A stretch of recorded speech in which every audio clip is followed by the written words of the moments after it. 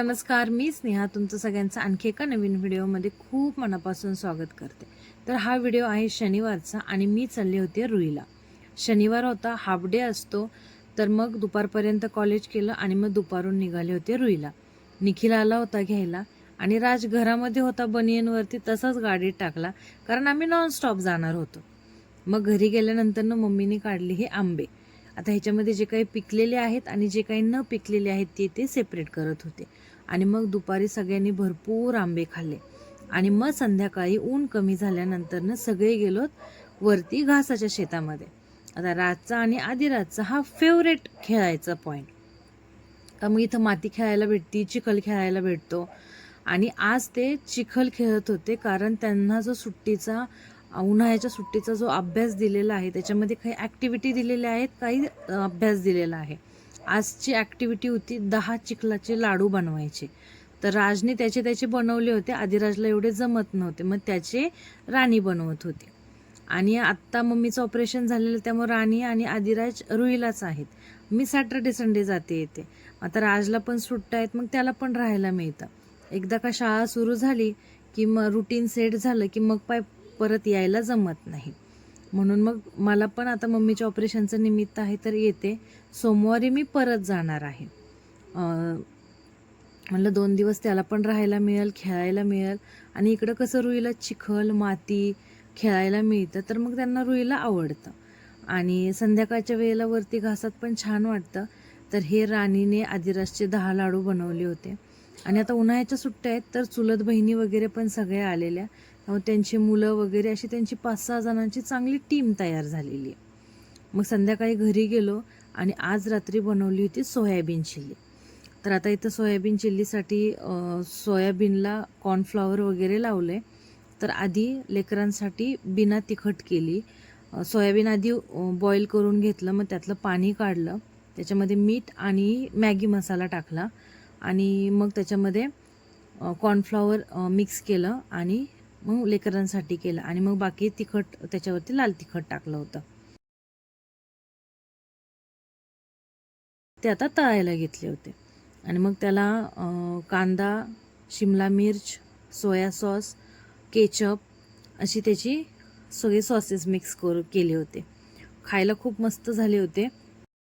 आणि मम्मीची त्यांची गाय वेली होती, तर हा तिचा पुष्पराज, त्या गाईचा 3-4 दिवसांचंच ते वासरू आहे। ते राजला ओढायचं होतं पण ते काय त्याला ओढत नव्हतं, 4 दिवसांचंच असेल। तर असे हे 2 दिवस रुईला मस्त गेले, सॅटर्डे संडे। आणि आता हा व्हिडिओ आहे सोमवारचा संध्याकाळचा, 5:30 वाजलेत। मी कॉलेजवरून घरी आले। सकाळी येताना माझ्या चुलत भावासोबत आले होते कॉलेजला। मग राजला घरी सोडलं आणि मी कॉलेजला गेले आणि मग येताना त्याच्यासाठी हा केक आणला होता। दररोज मला फोन करतो आजीच्या फोनवरून किंवा त्याच्या काकीच्या फोनवरून आणि मग खायला काहीतरी घेऊन ये। तर आज हा केक आणला होता मी त्याच्यासाठी आणि मी चहा घेत होते। आणि मग संध्याकाळी ठरलं डाळ भाटी करण्याचा बेत, कारण बरेच दिवस झालं केली नव्हती।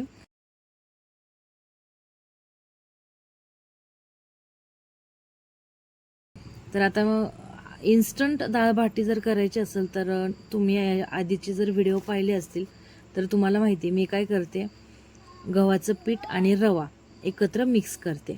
आता ह्याच्यामध्ये मी 2.5 वाटी गव्हाचं पीठ आणि 2.5 वाटी रवा घेतला होता। सेम प्रमाणामध्ये घेतलं होतं, म्हणजे रवा फुगतो, मग त्याला ती कणी जी असते तर ती पडते। मग रवा आणि गव्हाचं पीठ सगळं नीट व्यवस्थित मिक्स करून घ्यायचं त्याच्यामध्ये। आणि वरतून ओवा जो आहे तर तो असा हातावरती चोळून टाकायचा। ओव्याचा पण वास खूप छान येतो त्याच्यामध्ये, ज्याला आपण वाफवून घेतो ना त्यावेळेस। मग तो ओवा पण त्याच्यामध्ये नीट मिक्स करून घ्यायचा पिठामध्ये आणि त्या रव्यामध्ये। आणि आता त्याच्यामध्ये तुपाचं मोहन घालायचं आहे। तर इथं मी जवळपास अर्धी पाऊण वाटी तूप मेल्ट करून घेतलं आहे, गरम केलं आहे कडक एकदम, आणि ते आता त्याच्यामध्ये टाकायचं। कारण तुपाची व्यवस्थित जर त्याला मोहन बसलं तर त्याच खूप छान खुसखुशीत होतात। आणि ते आता सगळं जे तूप आहे तर त्या रव्यामध्ये आणि पिठामध्ये चांगलं मळून घ्यायचं आहे।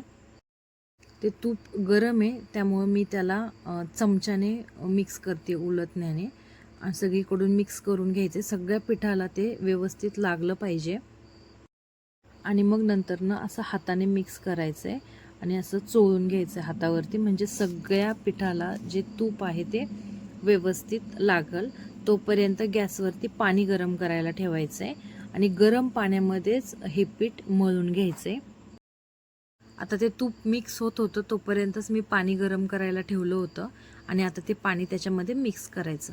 आता आपल्याला एक अंदाज असतो की किती पाणी लागेल, तर मी ते एकदाच टाकलं होतं ते तेवढं पाणी. आणि ते हाताने मिक्स न करता चमच्याने मिक्स करायचे, कारण पाणी गरम असतं, त्या गरम ह्याच्यामध्ये ते मळता येत नाही.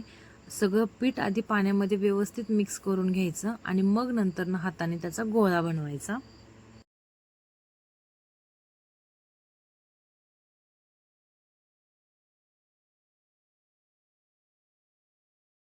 आणि आता आपलं हे पीठ रेडी झालेलं आहे.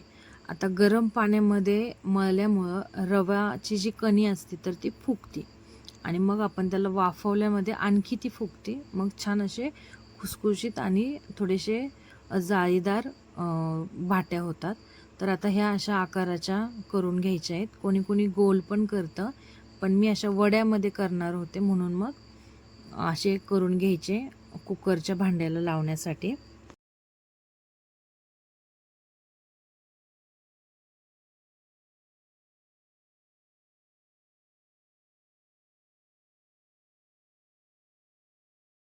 तर आता सगळे गोळे तयार करून झालेले आहेत.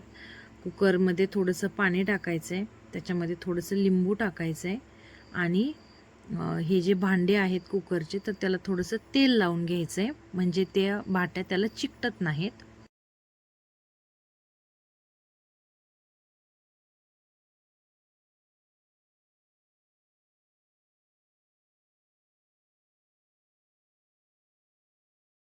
आणि आता जे गोळे केलेले आहेत तर ते डब्यामध्ये ठेवायचे.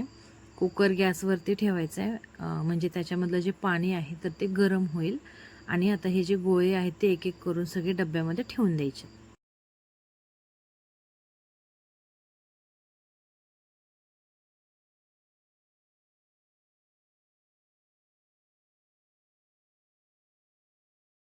आणि कुकरची शिट्टी काढायची आहे आणि शिट्टी काढून मग ते झाकण लावायचं आहे आणि 15 ते 20 मिनटं मीडियम फ्लेमवरती ते कुकरला ठेवायचं आहे. आणि आता भाट्या शिजत आहेत तोपर्यंत वरणाला फोडणी देऊन घेते, कारण पीठ मळत होते तेव्हाच कुकरला डाळ लावली होती आणि ह्याचे 10-15 मिनटं होते तोपर्यंत बाजूला वरणाला फोडणी देऊन घेते. आणि 10-15 मिनटानंतर हे बघा, ह्याचा कलर जो आहे तर तो चेंज झालेला दिसतो, म्हणजे व्यवस्थित वाफ भाटीला बसलेली आहे. आणि ते थंड झाल्यानंतर ना त्याचे स्लाइस करायचे आणि मग ते तळून घ्यायचे. तर ह्या आपल्या भाट्या तळून रेडी झालेल्या आहेत, मीडियम फ्लेमवरती तळायच्या. तर हा होता आजचा व्हिडिओ कसा वाटला मला कमेंटमध्ये नक्की सांगा. चॅनलवरती नवीन असाल चॅनलला नक्की सबस्क्राईब करा. भेटूया उद्या अशाच एका आणखी छान नवीन व्हिडिओमध्ये. तोपर्यंत bye bye, take care, thank you.